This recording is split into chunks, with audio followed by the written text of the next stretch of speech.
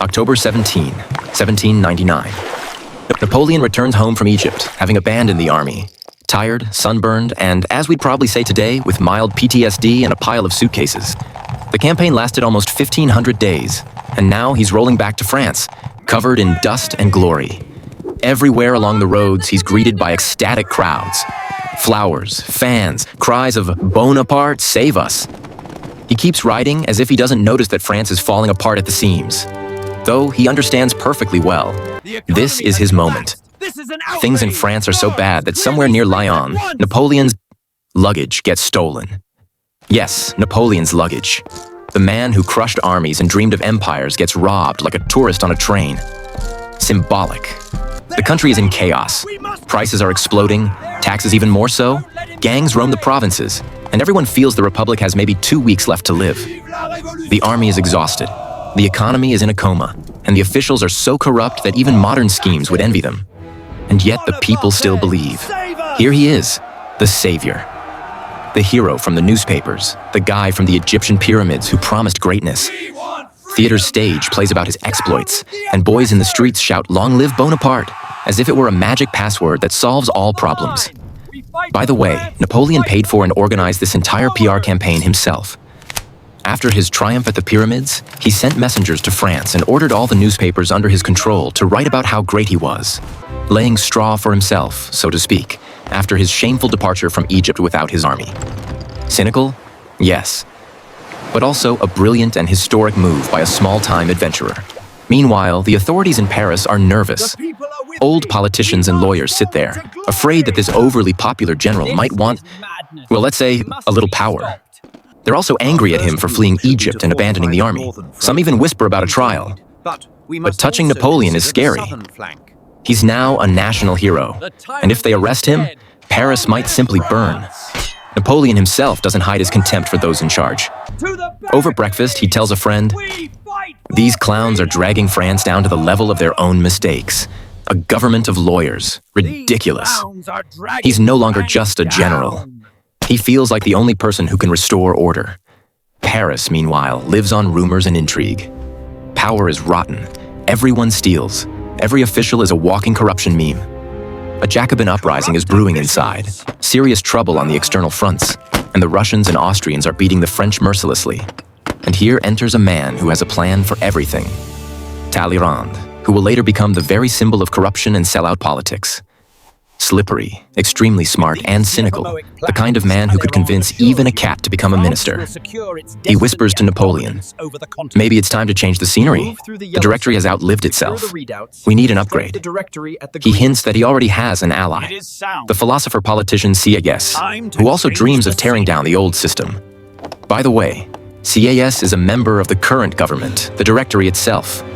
That alone tells you the state France is in, when a sitting member of the government wants a coup. Napoleon immediately understands. This is his chance. CAS had been looking for a sword for the coup for a long time. Someone who would swing the blade and then politely step into the shadows. But Napoleon is not the kind of man who knows how to step into the shadows. Everything moves toward a grand performance. The conspirators agree. The coup will begin on the 16th of Brumaire. In the old calendar, that's just November. But each of them has a backup plan in case things go wrong. CAS carries a suitcase of money ready to flee if necessary. The Minister of Police, Serenia, drafts an order for Napoleon's arrest, just in case the wind changes. And Napoleon himself sleeps with 2 loaded pistols by his pillow, just for the night, to make the dreams more energetic.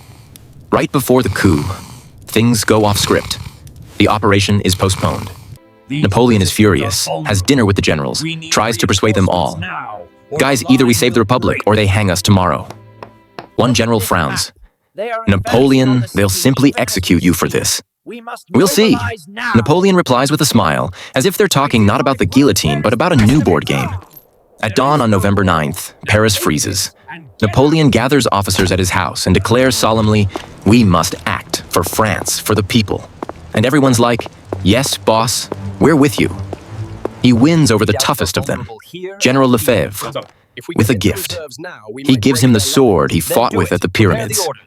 Lefebvre looks at it, smirks, and says, "Well then, let's go throw those lawyers to hell." This is how historical events are born.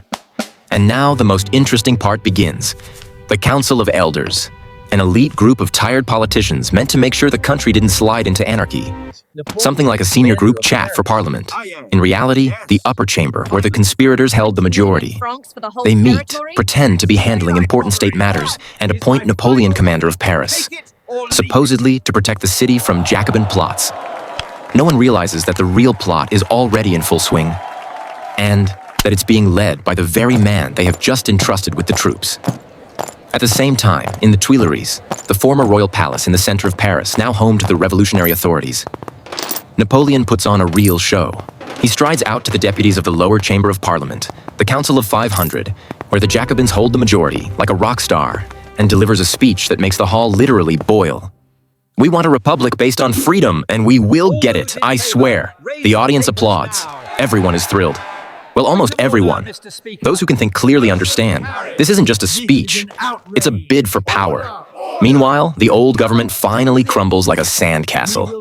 The chief schemer, Barras, a former revolutionary, a hardened politician, and a lover of luxury who once helped Napoleon launch his career, receives a neat little suitcase from Talleyrand, filled with money and promises of a quiet life.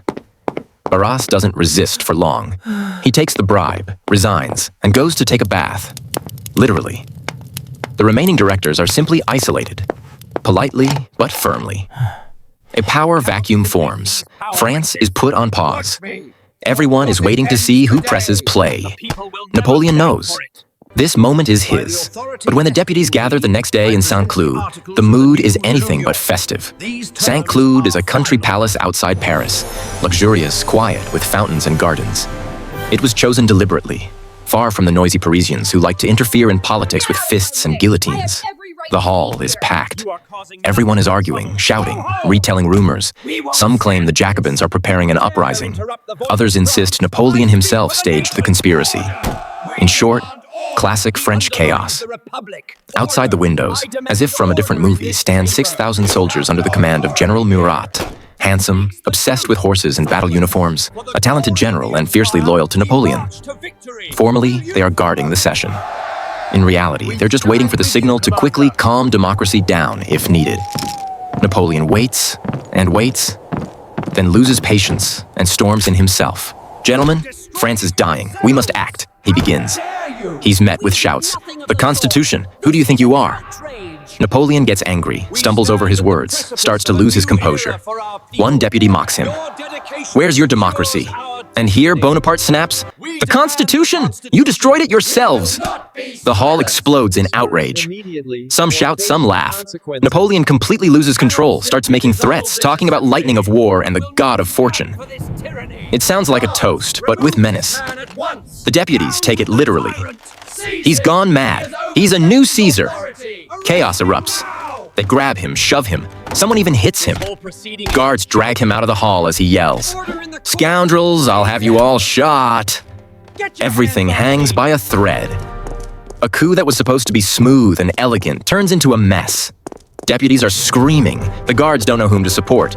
And Napoleon, beaten and furious, rushes through the corridors of Saint-Cloud. And then his old comrade in arms appears. General Augereau, the man with whom he shared gunpowder, mud, and glory. He looks at Napoleon and says dryly, "You're in deep trouble, brother." Napoleon, usually composed in public, pauses, adjusts his uniform, and smirks. It was worse at Arcole. A classic line from a man who doesn't lose confidence even when facing the guillotine. And the situation really is brutal. If the council declares him an outlaw, that's it. Guillotine, tears, end credits. But fate decides to lend him a hand. All this disorder, shouting, hysteria, and panic plays right into his hands. Because in chaos, the strong always win. Napoleon is now the military commander of Paris. He has the army, the guns, and nerves of steel at his disposal. When he hears that the Jacobins supposedly are holding his brother Lucien inside the chamber, he immediately orders, "Send in the grenadiers! Get my brother out, now!" That's it. Masks off. Napoleon tries to rally the troops. Time for the decisive move. Then comes the news that the deputies allegedly seized him, beat him, nearly tore him apart. His old comrades, hearing this, are outraged. Men who are used to following him into battle are now ready to tear down Parliament itself. But the guard, 400 men assigned to protect the council, stands frozen. No one wants to start revolution number 2. And then, like in a good TV series, Lucien appears. The younger brother, the one who always seemed like a calm politician, but turns out to be an actor with drama in his blood. He jumps onto a horse, raises his sword, and shouts so loudly even the horses freeze. Citizen soldiers, the council has been seized by a handful of traitors with knives. These madmen are on the British payroll. They have declared themselves outside the law. The crowd roars. Soldiers exchange looks. And then he makes the move that will go into textbooks. Lucien points his sword straight at Napoleon's chest and says, "I swear I myself will pierce my brother's heart if he ever lays a hand on the freedom of the French." Silence. No one even breathes. Everyone understands. If a brother is ready to take such a risk, then this is not a conspiracy. It's a mission to save the nation. After that scene, there is no doubt left. To the beat of drums, soldiers under General Murat enter the hall, a man with perfect mustaches and iron nerves. "Citizens, you are dismissed," he shouts. And then, without diplomacy, "And now, out, all of you." Real action begins. Deputies scatter, some jump out of windows, some lose their wigs, some shout that they were misunderstood. The garden in front of the palace turns into an exhibition of hats and robes. Of course, the conspirators hoped for a more civilized scenario, without bayonets and screaming. But apparently there was no other way to switch France back on. By evening, when the dust settles, only the most loyal deputies remain in the building. Those who didn't manage to escape. There aren't many of them, but it's enough. They are quickly convinced that all this is for the Republic, for stability, for the people. And under that sauce, they pass several decisions. The Directory is finished.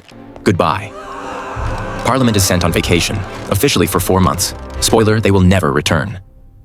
A new temporary government is created.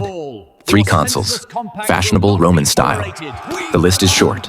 Sieyès, Roger Ducos, and of course, Bonaparte. That's how Napoleon enters the halls of power for the first time. Yesterday, he was being chased out of the council. Today, he is one of the 3 most powerful men in France. Less than 4 years have passed since he commanded the army in Italy, and now he is shaping the fate of the country itself. But none of the 3 will stay there on equal footing for long.